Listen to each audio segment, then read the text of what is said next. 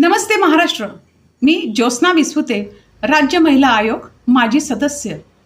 महाराष्ट्राच्या जनतेच्या भावनांचा आदर करून मी माननीय मुख्यमंत्री महोदय यांना कळकळीची विनंती करते की साहेब, राज्य महिला आयोग हा परिपूर्ण असावा.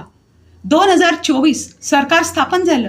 सरकार स्थापन झाल्यानंतर आपण राज्य महिला आयोगाच्या अध्यक्षांची म्हणजेच रुपाली चाकणकरांची तत्परतेने फेरनियुक्ती केली. फक्त अध्यक्षांची फेरनियुक्ती केली, परंतु त्याबरोबर 6 अशासकीय सदस्य की जे राज्य महिला आयोगाचे पिलर असतात, स्तंभ असतात, अतिशय महत्त्वाची कामं आणि जबाबदाऱ्या त्यांच्यावर असतात. हे 6 अशासकीय सदस्य त्या क्षेत्रात अतिशय कामात निष्णात असतात. परंतु तसं झालेलं नाही आहे. आणि तसं जर झालं नसेल तर आपण महाराष्ट्राच्या महिलांचं सक्षमीकरण करण्याचा विचार करतात, परंतु त्याआधी आयोगाचं सक्षमीकरण व्हावं असं मला वाटतंय.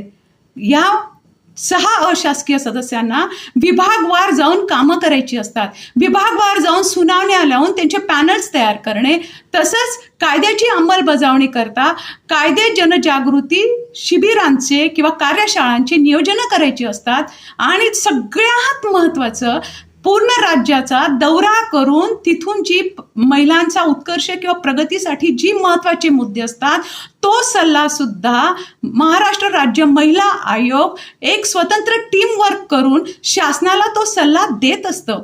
ह्या प्रक्रियेसाठी मला तरी वाटतं की जोपर्यंत आपण महिला आयोगाचं सक्षमीकरण करत नाहीत तोपर्यंत महाराष्ट्राच्या सावित्रीच्या लेकींचं सक्षमीकरण आणि त्यांना न्याय देणं ही प्रक्रिया खूप लांब राहणार आहे. म्हणूनच कारण मी ज्या बातम्या पाहत होते, परंतु तेव्हा मला ही कमतरता त्यात भासत होती आणि एक आयोगाची माजी सदस्य म्हणून मी आज व्यक्त झाले. धन्यवाद. जय हिंद, जय महाराष्ट्र.